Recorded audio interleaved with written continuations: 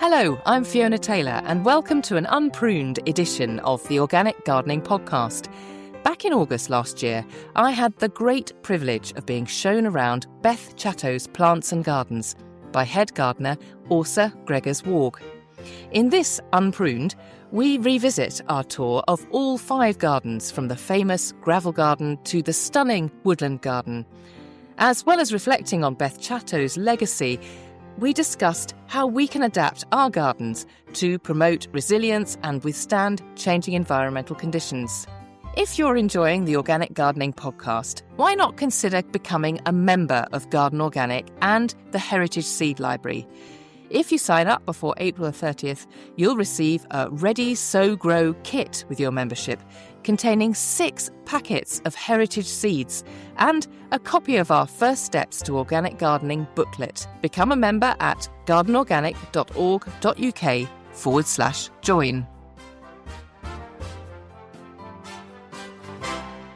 First of all, can you give me your name and your job title? Åsa Gregars-Warg, head gardener, Beth Chatto's Plants and Gardens.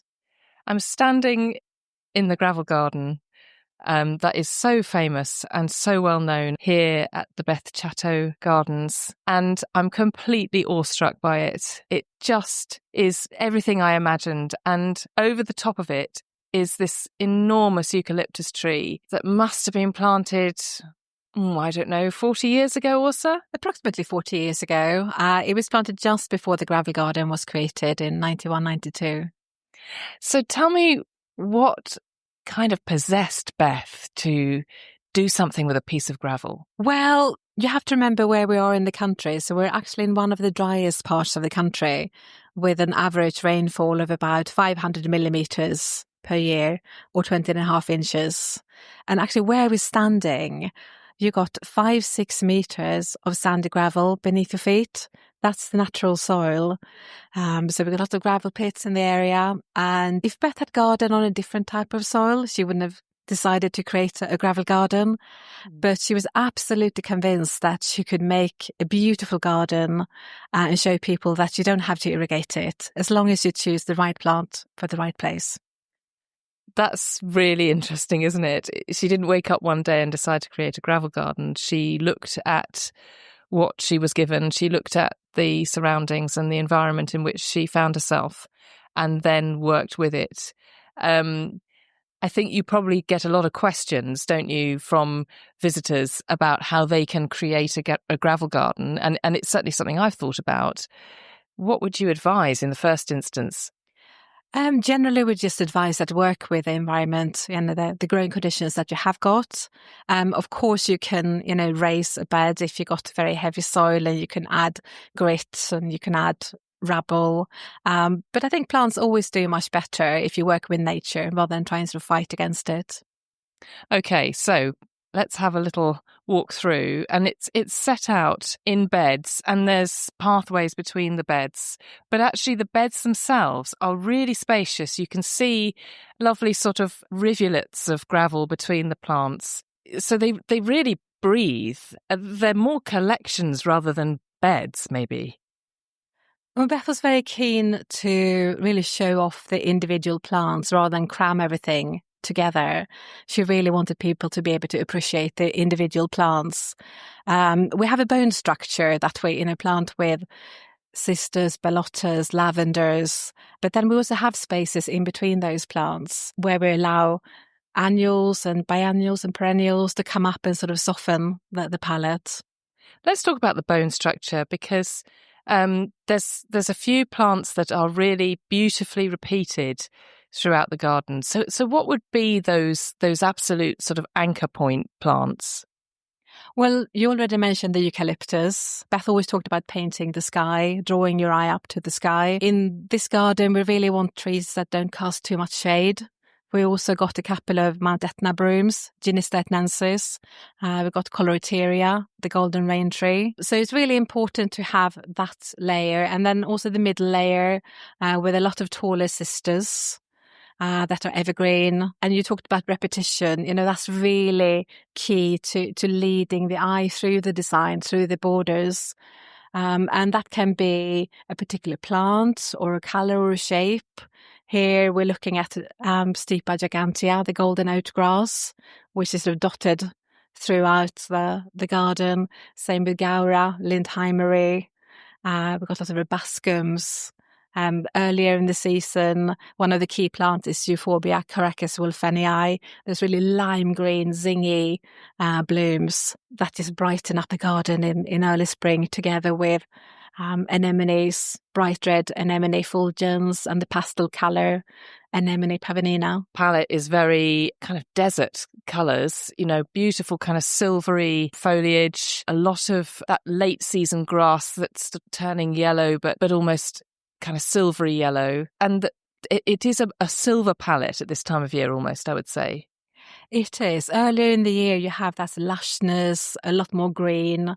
This time, as you say, it's more washed out bleached colour palette, which you normally would have in areas in the Mediterranean region, for example. And then in winter, you have carpets of silver and green. You've got thyme, you've got the lamb's ear. You've got silvery ballottas with, green sisters. It's absolutely beautiful. It really is. There's also these surprising clumps of lushness in amongst this sort of late summer, dry, silvery look. Suddenly then there's a huge clump of agapanthus and then this beautiful maroon sedum there. So there's these other little flashes of colour that you don't see at first, but you do see when you look more closely. That's very true. But we are cutting some of the plants back. We're cutting the Nepitas back, and now we get the second flash of flower again. We've got the Gauras, which will keep deadheading. So again, you have those little white little butterfly-like blooms, which will go on into November. So cutting is key.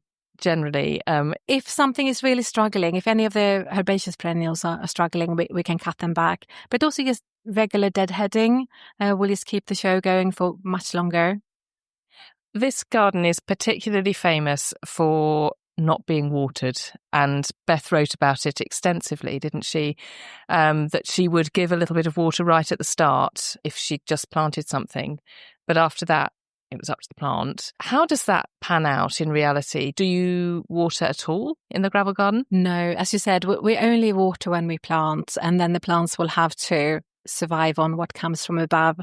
So we tend to plant in spring and autumn when there's more moisture in the ground. We'll water the plants in really well, and then we'll come back and check after a week or two. Occasionally, you'll have to give them a second drink of water. It's always important to water well rather than little and often. But usually once tend to be enough. The key is to plant smaller plants, younger plants. So pot size wise, it tends to be 9 centimetre or litre. Shrubs, we might go up to 3 or possibly 5 litre size pots. Yes, okay. So some real top tips there. Thank you. The gravel garden is just one of 5 areas that make up this extraordinary place. We're going to head down completely, changing the palette, changing the tone, changing the temperature, changing everything, because we're going to walk really only a few metres away into quite an extraordinary water garden. So we've come into the water garden, which is completely and utterly different. A lot of trees. So we've gone from a very sort of silver and yellow place to a very green and sort of gorgeously dark foliage is around us. There's something quite special about this water garden, which is that I think it's spring fed. Is that right?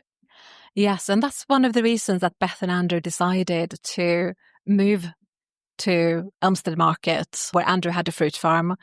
So the garden was created on a piece of wasteland, but there was a spring-fed ditch. So they knew that even in dry Essex, they would be able to create a garden where they could grow a very, very different range of plants. So both Mediterranean-style plants, but also moisture-loving plants.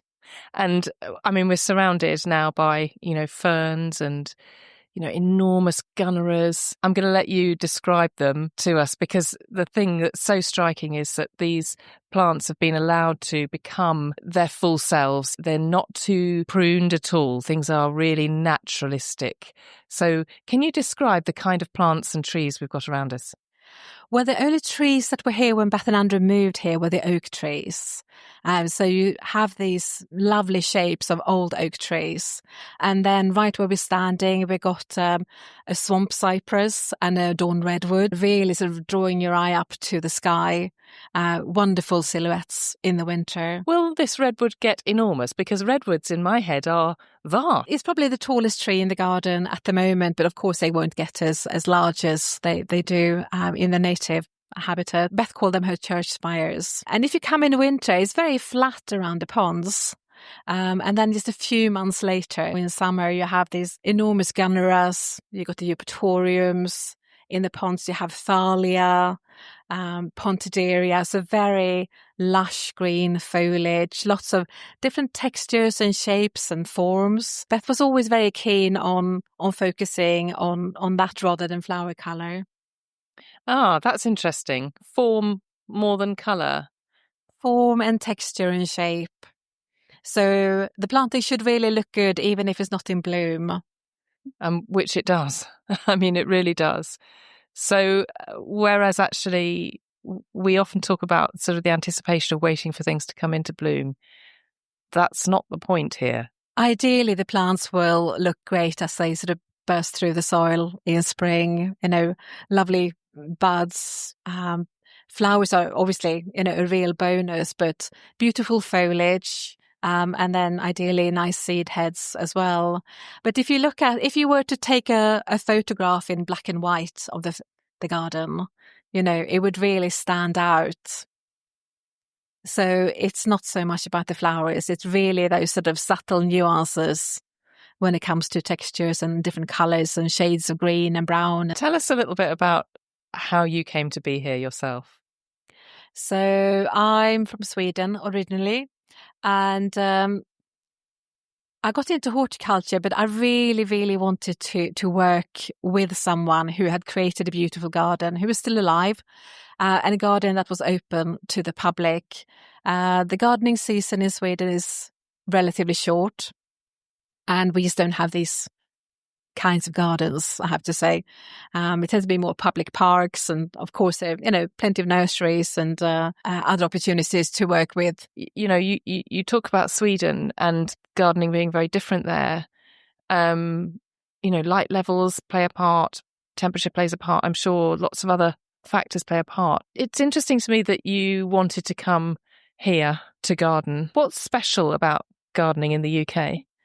I think it's just such a fantastic gardening tradition. And also there's a huge range or a huge palette of plants to play with, which wouldn't necessarily be hardy in Sweden. And we can certainly see the palette. But actually from a Northern Hemisphere perspective, we're not that far away either. No, but I'd say, we're probably a couple of months ahead in the spring.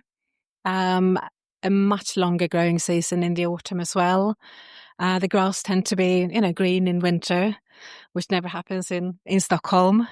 So when you met her, what do you think it was that sparked between you? Well, I think we just had a very similar sort of ethos and, how we wanted to garden. The right plant, right place. It was just common sense to Beth. And to me as well.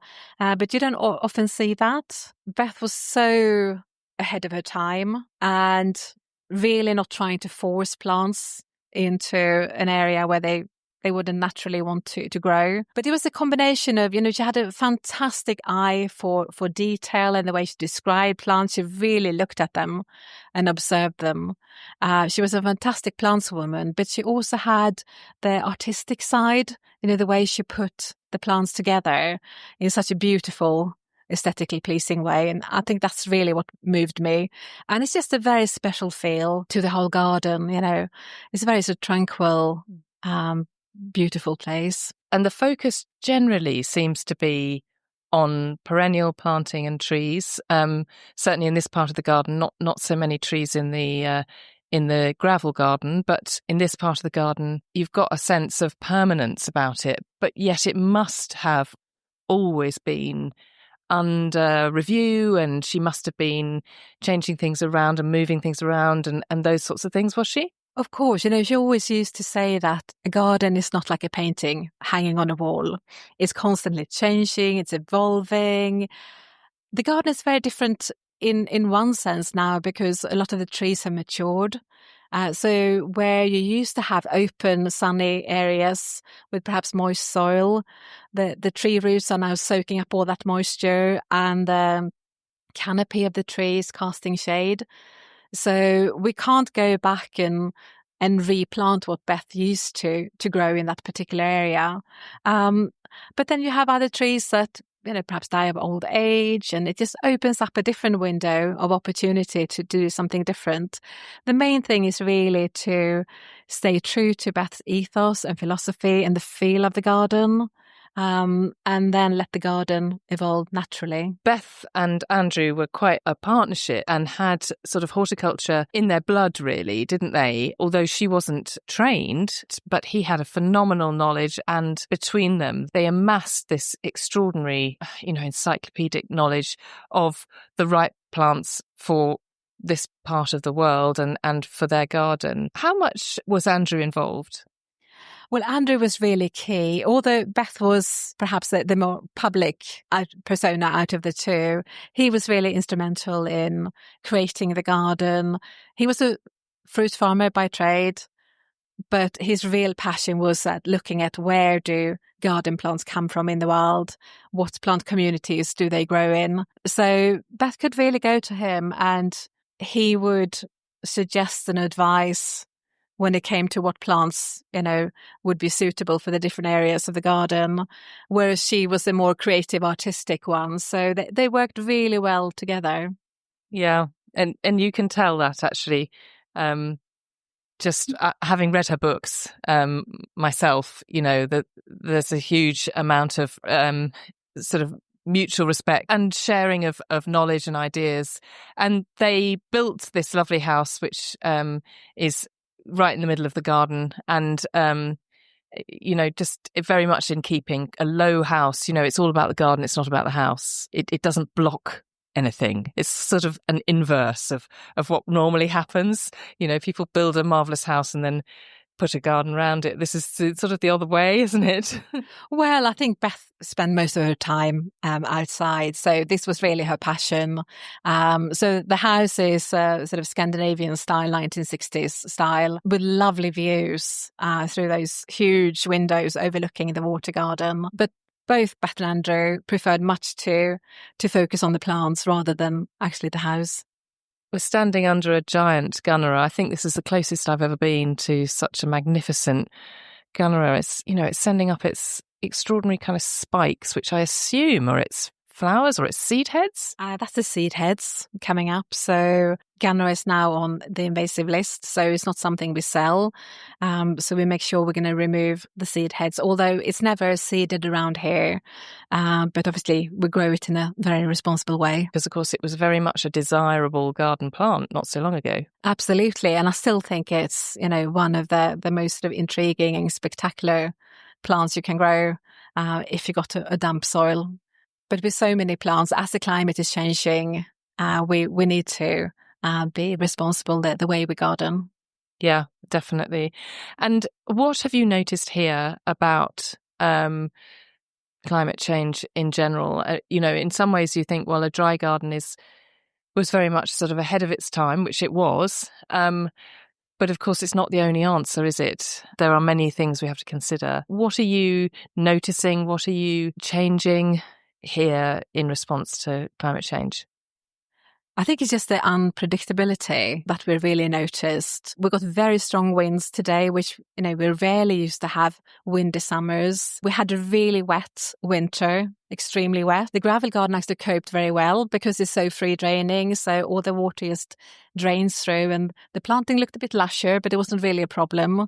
Whereas here in the water garden, where we grow moisture loving plants, we actually lost a couple of plants because the border behind us just got so waterlogged that some of the trees actually suffered and had to be removed. But I think generally it's, new pests and diseases coming in as well. So it's not just climate change.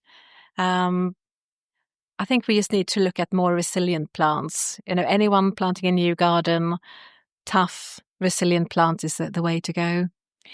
And have you any in mind? I mean, if you were thinking now I've got a gap in the gravel garden, what kind of plant would you suggest for that? Again, it depends a little bit on the soil and where in the country you are, but plants with deep root systems like Baptisia, Thermopsis, have done extremely well, even during really dry, hot spells. We also have to think about drought and the extreme heat that we've experienced in the last couple of years.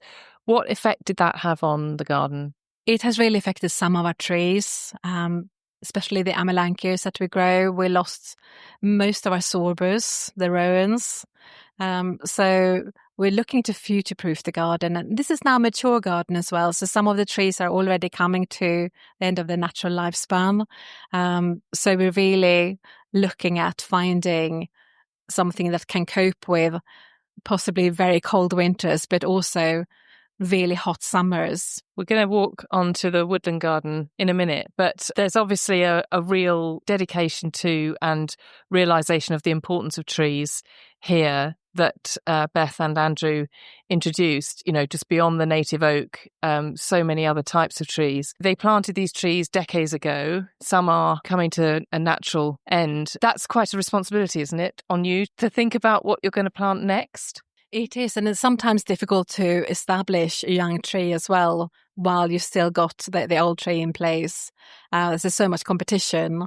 So behind us, we lost a big oak tree which crashed onto the border in front of it, which has now given us the opportunity to actually add a couple of new trees. We've got a beautiful, magnificent liriodendron, the tulip tree over there, which struggled very much during the hot summers of 2021-22. It looks like it's recovering now, but it can sometimes take up to 3-4 years to really see the consequences of those hot, dry weather. But we can't really replace something like that until we decide one day to take it down. But yes, there's a huge, sense of responsibility and getting the right trees, the right choices. It's impossible to know what pests and diseases are going to come in the future. But I think we can look at certain parts of the world which, have very, very cold winters and also have very hot, dry summers. A few years ago, everybody talked about Mediterranean plants, but that's not necessarily the answer. We do have wet and sometimes very cold winters in the UK as well. What's really hard for me to get my head around is that these enormous trees were once, planted in as presumably as small saplings. I don't think they did any kind of bringing in of major, huge specimens, did they? I think these would have all been planted as small trees, which is almost unbelievable looking at them now. And we're standing right next to a taxodium here, and I've seen photos of that being planted, your height. Yes. And that's what we're going to do in the future as well. We plant young trees, make sure that the roots establish first, rather than trying to bring in, a fully mature tree. The soil, especially in the woodland garden, where we're going to be looking at later on, is very sandy, it's very free draining. And the key is really to get good root establishment. The water garden goes on because it goes through a number of different pools. There's even a canal that links a couple of them. It's a sort of long, narrow sort of strand of water, but it actually does flow through, doesn't it? Is that right? Is it spring-fed? It's spring-fed, so it comes from Elmstead Brook and that runs through the garden ponds, ends up in the farmer's big reservoir, and then carries on through the fields in another little brook. Which is really special, actually, because I think a lot of us, myself included, have been very proud of the ponds we've created, but to actually have a little brook coming through that is, it must have been sort of small enough to not flood and not become overwhelming. Is that right? Absolutely. There's always been a steady flow of water, but we haven't actually had problems with flooding. We're very fortunate in that sense. We do have floodings in Essex, but in this part of the garden, we've had the occasional time where the grass has been flooded for a brief period, but it doesn't happen very often. One of the challenges that I think you've got with this strand of water, though, is that it's quite shallow. What problems does that bring? So the ponds were created in the 1970s, and I think the last time they were dredged were in the 1980s. So there's a lot of silt, a lot of organic matter that's built up over the years, making them very, very shallow. And that just means that the water warms up very, very quickly, creating a lot of blanket weed, a lot of algae. I didn't realise that. So it's the heat of the water that really gives the blanket weed a foothold. Yeah. Yeah, it's a combination of that and the silt that's actually in there. How do you get rid of blanket weed? We have to go in, put our waders on and pull it out by hand. So that's quite a time-consuming task. Yes. We have had a walk around this morning and met some of the team, and I know that you are as sustainable as possible. You don't use any chemicals. You're not particularly certified organic, but you pretty much are organic. Would you say that's again an important thing for you here? Absolutely. And we haven't used any herbicides or pesticides for the last few years. While Beth was still alive, we used them sparingly, but always as little as possible. And we all have to be water wise these days as well. It started off with the gravel garden being the only part of the garden that was never irrigated. But since a couple of years ago, we don't actually water the rest of the garden either. I'm not saying that we're never ever going to water a plant in the garden if it's necessary, if we're planting a new shrub or tree that might need a little bit extra help. But we're really conscious of, how careful we have to be with our water resources in the future. Yeah, so there's no kind of formal irrigation that goes on, there isn't a kind of tap that's switched on at 6 and switched off at 8 or anything like that. It's only used very sparingly and as needed. There's a few beautiful pots around, beautifully planted up and with gorgeous specimens in them. Obviously, they need a bit of water, but actually, this is an enormous space, 7 acres or so. Is that right? 7.5, 8 acres. And you're leaving it to nature to do the work. What's the challenge about that is there's an extraordinary rainfall chart that we were looking at earlier, and I don't even know how to describe it because the pattern of the rain over the last 5 years, there has been no pattern. That's the point. You cannot tell. So the heaviest rainfall that you've had in the last 5 years was last November. That seems to have been your biggest rainfall then. But then you had a huge amount this May, compared to previous Mays. So we're in a place now where it's almost impossible to predict. So where do we go with that? Well, I think, again, it's looking at those plants that can cope with either a lot of rain or very, very little. Our woodland garden, for example, where we got very free draining soil, which we used to water, we're now looking to change some of the planting. Hydrangeas, for example, that, they wilt when it gets extremely hot. But there are a couple of spots where they're still happy. So we'll leave them there and then we'll look for other alternatives. And that's the case for the rest of the garden as well. It's trial and error. So we've just walked into the woodland garden, which is a really beautiful glade that is mostly oak trees. How many trees did Beth and Andrew plant in here, do you think? Well, I'd say they probably added a couple of dozen trees. Some of them are no longer alive, but with any mature garden, it does change. And the woodland garden is now much more open than it used to be. So there's a lot of more sunny pockets. So we're going to have to get a canopy back again. But also because it's such a dry, free draining soil and we no longer water, we really need to start adapting some of the other planting as well. So you've planted underneath because there's a sort of understory going on. So what sort of plants have you planted underneath? So the middle layer tend to be Amelanchier. We've got Philadelphus, Deutzia.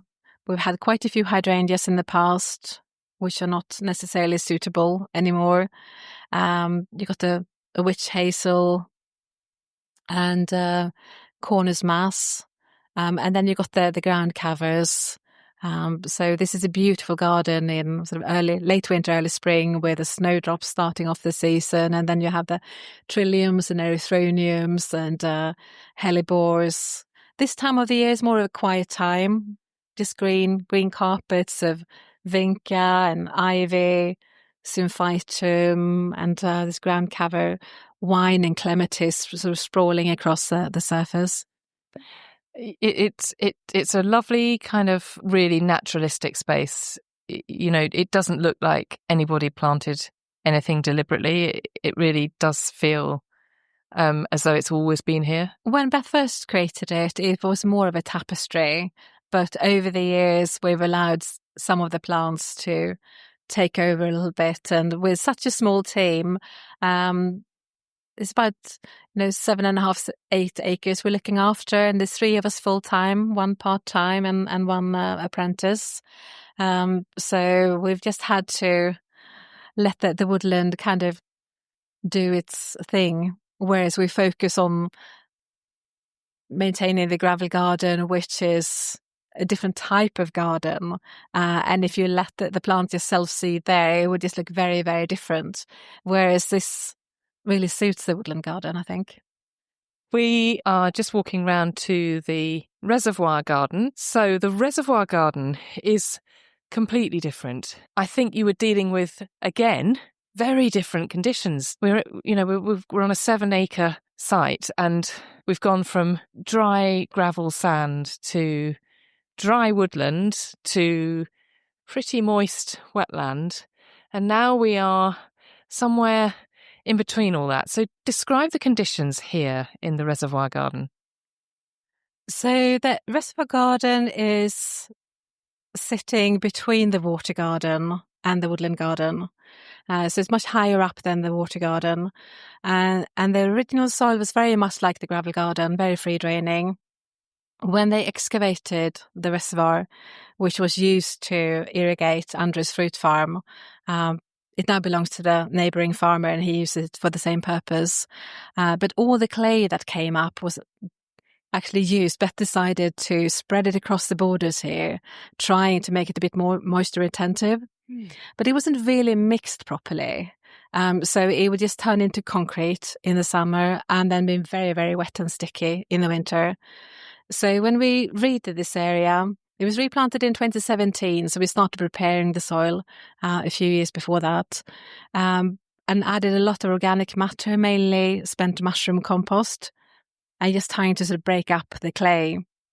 But it's still quite a challenging soil. The main emphasis is really on herbaceous plants here, giving those plants on the nursery a home that, it might be too wet in the water garden or a little bit too dry in the gravel garden. It's interesting because this speaks to me because it feels a bit more like some of the challenges that a lot of us have, where you might have a layer, of clay, or, you might have an area that you just feel you can't work it, you can't get it to do anything. And it sounds to me like this has been quite an experimental area of the garden. It has been, and the first couple of years, some of the plants absolutely thrived. Some of the grasses, like miscanthus and Molinius, did very well. And then we had 2 very, very hot, dry summers. And those grasses really struggled. So we're now replacing them with more drought-tolerant alternatives. But it's trial and error. Some plants do extremely well. All the Nepitas do very well.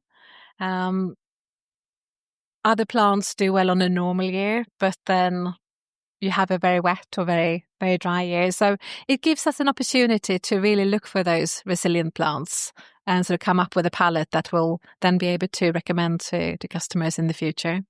When something doesn't work, what happens next?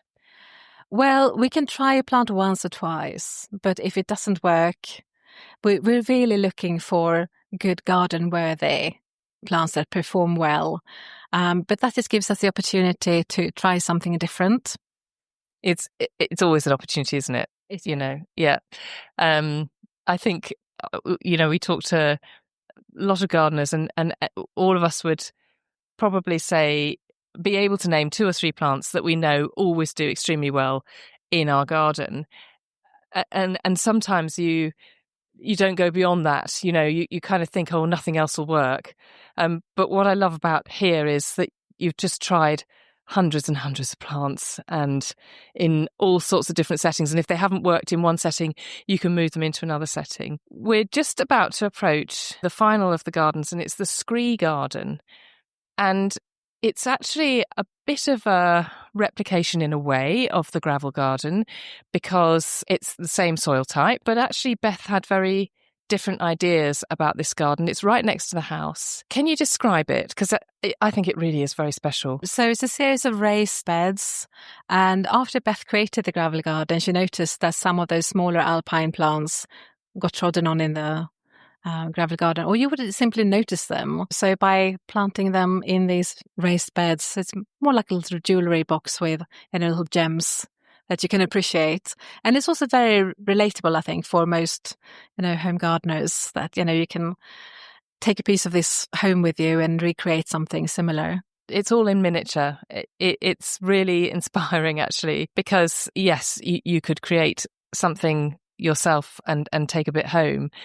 But actually, also, it shows them off. I mean, these tiny plants that could so easily just be overlooked. I wonder if we could name a few, actually, if you could give us a little quick plant tour here. So we've got several different types of alpine saxifrage. You got Oreganum Buckland, which is that really delicate, lovely little pink, pretty Oreganum. Erodiums. In a creamy white erodium, ground covering teucrium, with that really little delicate silvery foliage and those sort of dusky mauve flowers. Some of the smaller dianthus, Euphorbia mercenitis, which we also grow in the gravel garden, Euphorbia rigida, which is more upright. My eye's really been caught by that beautiful yellow one in the middle. That's a lovely little Achillea. I think it's Achillea correctata. And these plants are all, once again, planted with lots of gravel around them. And what I mean by that is that each plant kind of sits in its own little area. So they're not all crammed together. So you really, really can appreciate them individually. And then they are obviously very happy because they're happily self-seeding around the place, but not in a way that is intrusive or invasive, just in a really, just a charming way. I mean, this beautiful little verbascum that's just popped up on the edge of the bed, there's just something very personal about it. That's how it feels. It feels very personal. Well, I think when we talk about weeding here, it's editing. It's really, painting a picture of the plants. So when you say that, it's not too many self-seeders that take over, that's partly because the garden team has recently spent a day or two here just weeding out those little tiny seedlings as well. But yes, we want to soften the edges of the borders, and we want plants to be able to self-seed and just pop up and appear. That's part of the charm, I think, of the garden. I would really like to finish with reflecting back on Beth and what you think her legacy is and what it is that you are so proud to curate now. She was always very keen. She was a keen teacher.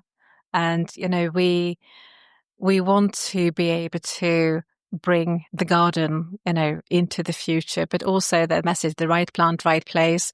We're working with some of the more external projects at the moment, bringing sustainable gardening outside of the garden. So we're working with a housing development next door to us where we're actually planting in sand. You're showing people that you don't have to have lawns, that you need to irrigate and feed and cut. You can have a beautiful low maintenance garden, which is also great for biodiversity. We created another garden in Colchester near First Sight out of rabble, planting into that. And it's just sort of inspiring and giving people ideas and showing that it's not actually difficult to create a beautiful garden. I think the abiding message from one of her books that I read, which was The Garden Notebook, and I read it when I was about 38. And when I did the maths, I realised that actually she was about 38 when she came here. And her message was, if you want to do something, just have a go. If you think you've got a creative streak in you and you want to explore that, what's stopping you? And it was a really powerful message for me and set me on a certain path, especially with gardening. And I think she had far more influence on far more people than she would have ever realised. And it's one thing to become well known and sort of be, as it were, on the circuit, which to an extent she was. But actually it's quite another thing to be able to reach people on such a personal level. And I think that really is what this garden now can do. And what a legacy. It's a fantastic legacy and a huge responsibility as well. Thank you very much, Åsa. It's been great talking to you. Oh, thank you. Thank you for coming.